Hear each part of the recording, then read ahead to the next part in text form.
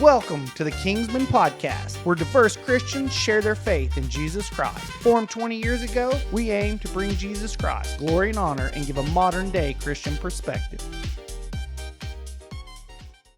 So I started the program in that September, and it was like a discipleship. It was program? a disciple. So I don't know if you ever heard of Master's Commission.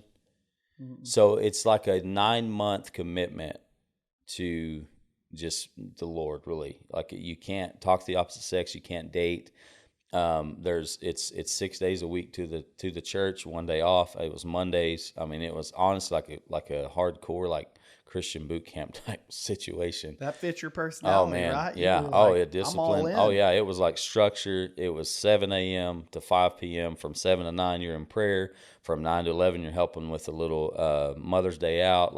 You're cooking lunch for the kid. I mean, it was like, and but anyway, so in the program there was 6 guys, 1 girl, and man, all they did was talk about, when the program was over, they were going to pursue the 1 girl, and I didn't care. Look, I had been through, and I didn't share this, but I had already been through the one relationship where the girl got pregnant. Well, I had actually gotten engaged a second time, and 2 months before I was supposed to get married, I found out the girl had been having a relationship with her stepbrother the whole time we were together. And so I was heartbroken over that deal, and I met her from church, in church, and and I always wondered, man, I could never figure out why her stepbrother hated me, because I was cool to him, and I'd buy him stuff for his truck, and I just never, he was mad because I was dating his girlfriend, you know what I mean? But when I went to the program in Lubbock, I had no desire to have a girlfriend or relationship. I wanted to find Jesus, man. I wanted to find the Lord. I wanted to get a solid foundation and just have that relationship.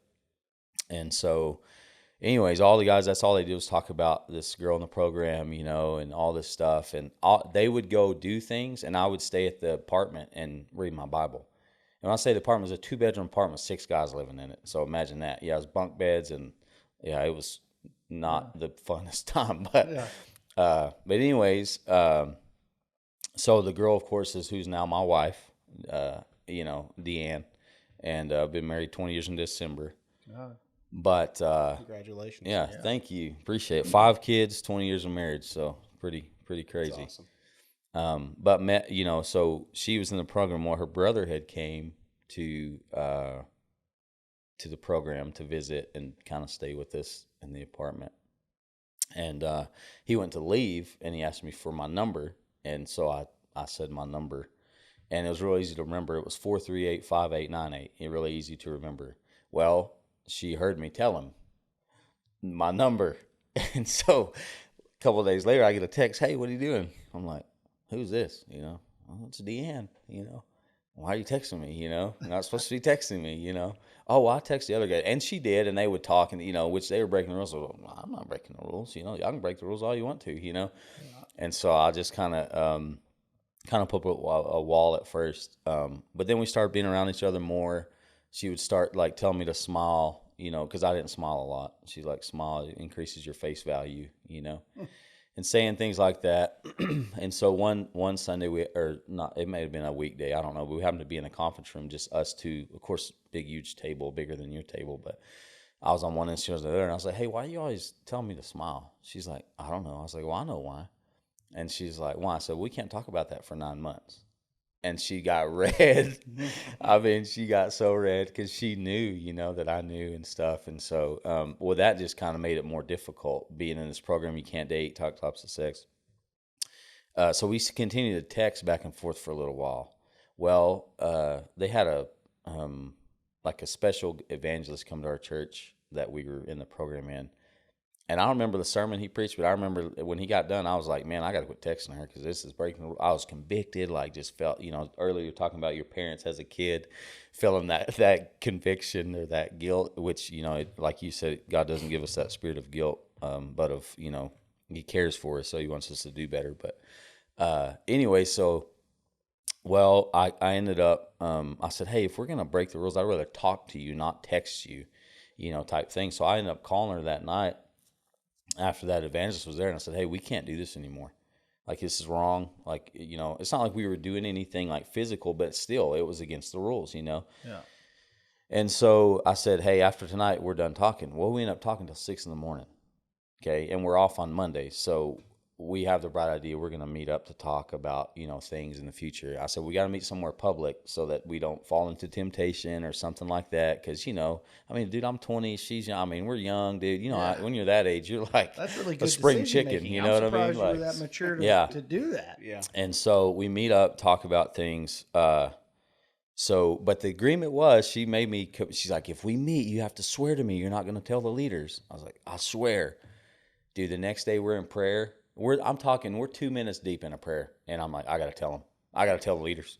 I got to tell the leaders. I got to tell the leaders. And she's looking at me like telling, and I'm just like, and so I do. I mean, I immediately, I can't even focus. I'm feeling so dadgum guilty, I'm telling you, dude, I can't even focus, man. Like, it was like a ceiling, like the Lord, I was like, oh, okay, I'll go. We were talking and she said she loved me. I can't take it. Yeah, I can't take it anymore. So I go in, tell the leaders, well, they're like, if you guys even make eye contact, you're both kicked out of the program.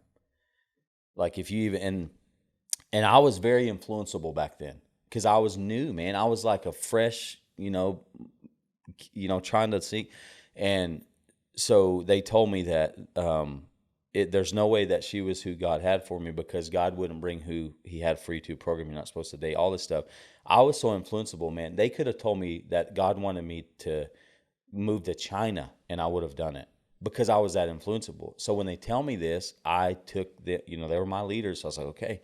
So they're like, and you need to tell her this, and we had different stories. My wife was raised in church. Dad was a pastor, so she had a pretty firm, way more firm foundation and stuff than I had and stuff. But I just was going off what they told me. So I said, they said, you need to meet with her and tell her. So we have a meeting. They're all in there. Her parents came up and stuff. Of course, mine didn't because it wasn't like that, And her parents knew the pastor at that church. They grew up going to churches together and stuff because it's West Texas is small, Yeah. And it's big, but it's small as far as you don't, everybody knows right. Everybody knows everybody. And so our parents came and had this meeting. I said, hey, there's no way we're supposed to be together because God wouldn't bring you, which honestly, looking at it now, it's like, why wouldn't he do that? Like, why would God not bring the person supposed to marry to a program where you're seeking God? But at that time, I was a 20-year-old that you could have told me, God said and I would have believed you because I didn't know any different. You were the authority. Right, You knew God, exactly. You heard from him. And I was raised, you don't question authority, man. Right. You just say yes, sir, or, how high type situation, jump how high. Anyways, it was like 2 days later, she was over me. Like, it was like she didn't, well, dude, I was mad because I had been through those 2 bad relationships before engaged. Because she told me she loved me, like you said, she told me she loved me and stuff. And so 2 days later, it was like, no big deal. And I was like, okay.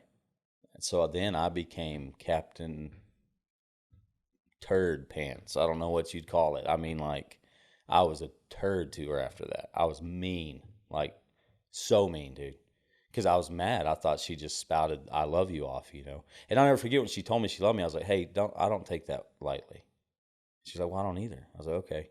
And she's sitting there just pretty much spilled her guts, poured her heart out. And I'm like, I don't say anything, And so she's like, oh, great, And I eventually told her I loved her too and stuff. But so anyways, ended up being really ugly, like saying and being mean, And she would also still go do stuff with the other guys. So, I'm sure there was some resentment there too, and I just get upset.